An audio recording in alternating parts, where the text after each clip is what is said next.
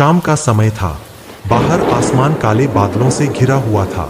बिजली की गड़गड़ाहट बार बार पूरे कस्बे को हिला रही थी। अरुण अपने कमरे में कुछ हिसाब किताब कर रहा था। तभी उसकी पत्नी नैना गुस्से से कमरे में दाखिल हुई। अरुण, अब मैं एक पल भी इस घर में नहीं रह सकती। शादी से पहले तुम कहते थे कि मुझे रानी बनाकर रखोगे, लेकिन हकीकत देखो, इस टूटी फूटी छत और कच्ची दीवारों में मैं तो नौकरानी से भी बदतर हो गई हूँ। सुबह से रात तक काम ही काम। यही है वो जिंदगी जो तुमने मुझे देने का वादा किया था। अरे नैना, मुझे मालूम है तुम्हारी ख्वाहिशें पूरी नहीं हुई, पर मैं कोशिश कर रहा हूँ ना। थोड़ा सब्र कर लो, सब ठीक हो जाएगा। नहीं अरुण, अब अपने मायके जा रही हूँ। वहाँ कम से कम मुझे इज्जत तो मिलेगी। इसी बीच अरुण के माता पिता कमरे में दाखिल हुए। अरे बेटा, अगर बहू मायके जाना चाहती है तो इसमें बुरा क्या है। तू एक काम कर, सुबह बहू को मायके छोड़ आना। अभी बहुत मौसम खराब है, बहुत बारिश हो रही है। नहीं, मैं अभी जाऊंगी, चाहे रात हो या तूफान, अभी इसी वक्त। आखिरकार अरुण मजबूर होकर उसके साथ चल पड़ा।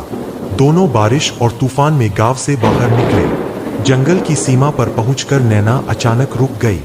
क्या हुआ नैना, रुक क्यों गई? अगर सच में मुझसे प्यार करते हो तो मेरे साथ मायके में रहो। अगर तुम्हारा दिल अपने माँ बाप पर है तो यहीं से लौट जाओ। लेकिन याद रखना, अगर आज मैं अकेली गई तो कभी वापस नहीं आऊंगी। ठीक है, मैं तुम्हें अकेला नहीं छोड़ सकता। मैं चलूँगा तुम्हारे साथ, तुम्हारे मायके। दोनों स्टेशन पहुंचे। प्लेटफॉर्म वीरान था। अरे नैना, यहाँ तो कोई नहीं है, कितना सन्नाटा है। चलो यहाँ से चलते हैं। तुम्हें हर जगह डर दिखता है, चुप रहो, ट्रेन आ जाएगी। कुछ देर बाद ट्रेन आई और दोनों उसमें सवार हो गए। 1 घंटे बाद ट्रेन अचानक रुक गई।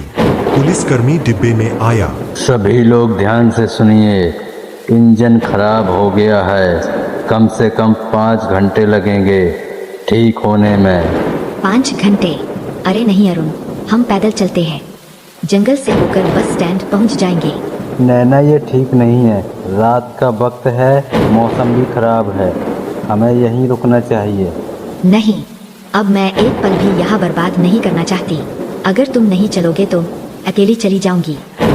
अच्छा ठीक है, चलो। जंगल